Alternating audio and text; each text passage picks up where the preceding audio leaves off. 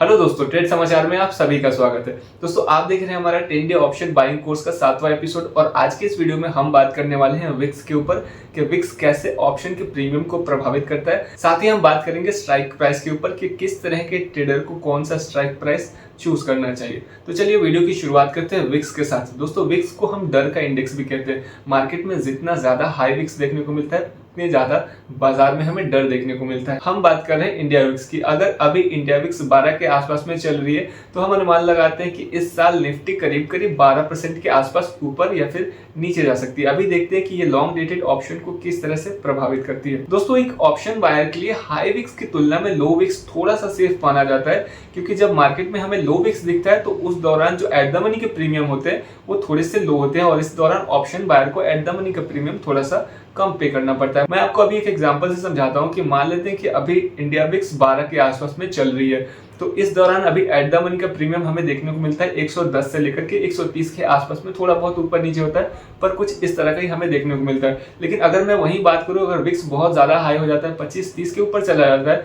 तो यही at the money का जो प्रीमियम है ये 300 रुपए के आसपास तक पहुंच जाता है। और हमें पता है कि एट द मनी का जो प्रीमियम होता है वहां पे सिर्फ और सिर्फ टाइम वैल्यू होती है। इन द मनी में इंट्रिंसिक वैल्यू हमें देखने को मिलती है, लेकिन एट द मनी और आउट ऑफ द मनी में हमें यहाँ पे सिर्फ और सिर्फ टाइम वैल्यू देखने को मिलती है।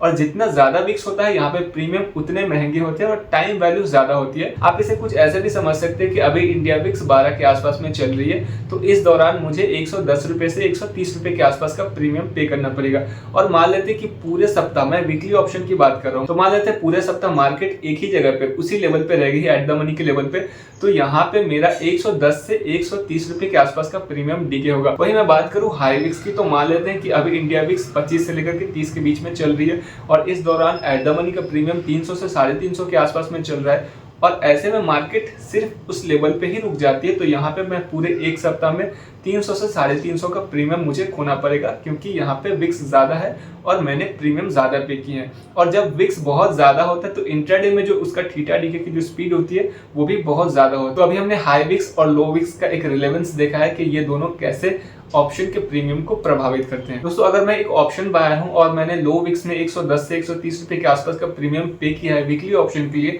तो इंट्राडे में जो थीटा डीके हमें देखने को मिलेगा उसके हिसाब से ही देखने को मिलेगा। वहीं मैंने हाई विक्स में ऑप्शन बाय किया है और उसके लिए मुझे 300 से 350 का प्रीमियम पे करना पड़ा है वीकली ऑप्शन में एट द मनी का, तो यहाँ पे जो मुझे इंट्राडे में थीटा डीके होता हुआ देखने को मिलेगा, तो यहाँ पे मुझे लो विक्स की तुलना में ज्यादा थीटा डीके होता हुआ देखने को मिलेगा। तो एक ऑप्शन बायर के लिए लो विक्स बहुत ज्यादा इंपॉर्टेंट होता है। मार्केट में अगर जितना विक्स कम होगा उतना हमें कम प्रीमियम पे करना पड़ेगा, मार्केट में जितना ज्यादा विक्स होगा उतना एक ऑप्शन बायर को ज्यादा प्रीमियम पे करना पड़ेगा।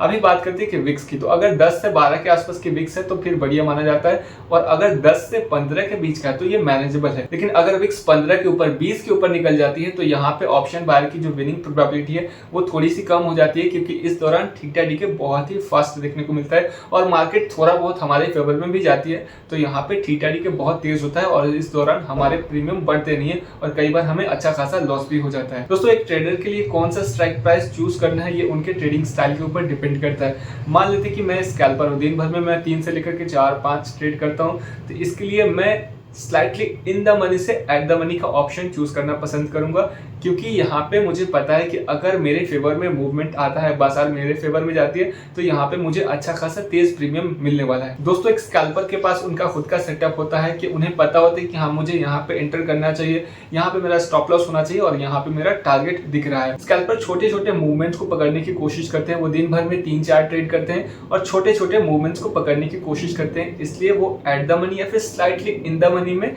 बाय करते हैं, क्योंकि अगर मूवमेंट आता है तो वहां पे उनका प्रीमियम बढ़ता हुआ देखने को मिल सकता है। वहीं अगर वो जाकर के ओटीएम में 200-300 पॉइंट ओटीएम में अगर एक ऑप्शन बाय कर लेते हैं और मार्केट में थोड़ा बहुत भी मूवमेंट आता है तो डेल्टा लो होने की वजह से वहां पे उनका प्रीमियम नहीं बढ़ने वाला है। इसलिए एक स्कैल्पर हमेशा एट द मनी या फिर स्लाइटली इन द मनी का स्ट्राइक प्राइस चूज करता है, ताकि वो छोटे छोटे मूवमेंट को कैप्चर कर सके और छोटा छोटा प्रॉफिट बना सके। मैं स्कैल्पिंग की बात करूं तो यहाँ पे स्कैल्पिंग और ओवर ट्रेडिंग में बहुत थिक लाइन होती है। स्कैल्पिंग करते हुए मुझे ये भी ध्यान रखना पड़ता है कि ये स्कैल्पिंग ओवर ट्रेडिंग में नहीं बदल जाए। मैं दिन भर में 3-4-5 ट्रेड कर रहा हूँ, ऐसा ना हो कि ओवर ट्रेडिंग करने लगूं और मैं एक दिन में 10 या फिर 20 ट्रेड करने लगूं।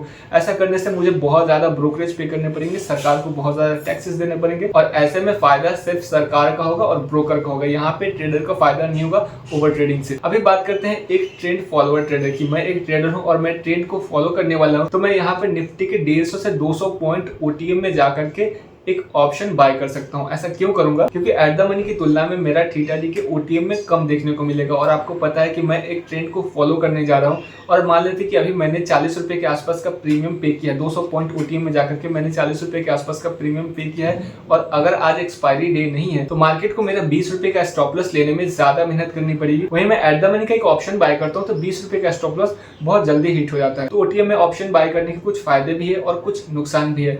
मान लेते हैं कि मेरा व्यू सही होता है और मार्केट तेजी से मेरे फेवर में जाती है तो हो सकता है कि जो मैंने ओटीएम में कॉल ऑप्शन बाय किया था हो सकता है वो इन द मनी में चला जाए और वहां पे मेरा अच्छा खासा फायदा हो जाए और यहाँ पे मेरा व्यू गलत हो जाता है तो यहाँ पे मेरा स्टॉप लॉस हिट हो जाता है। इस स्ट्रैटेजी में हमने देखा है कि मुझे बार बार स्टॉप लॉस हिट करना पड़ता है और अगर मार्केट मेरे फेवर में जाता है, मेरे साइड में अगर बड़ा मूव होता हुआ देखने को मिलता है और अगर मैंने उस ट्रेड को होल्ड किया तो यहाँ पे मेरे प्रॉफिट कम होते हैं लेकिन प्रॉफिट बड़े हो सकते हैं। तो उम्मीद करता हूँ कि ये वीडियो आपको अच्छा लगा हो तो आप हमें लाइक कर सकते हैं और आगे हमसे जुड़े रहना चाहते हैं तो आप हमें सब्सक्राइब कर सकते हैं। वीडियो का अंत में एक डिस्क्लेमर के साथ करना चाहूँगा कि मैं सेबी रजिस्टर्ड एनालिस्ट नहीं हूँ। जो भी मैं आपको बातें बता रहा हूँ ये मेरे खुद के ऑब्जर्वेशन है, सिर्फ और सिर्फ एजुकेशन पर्पज से बता रहा हूँ। धन्यवाद।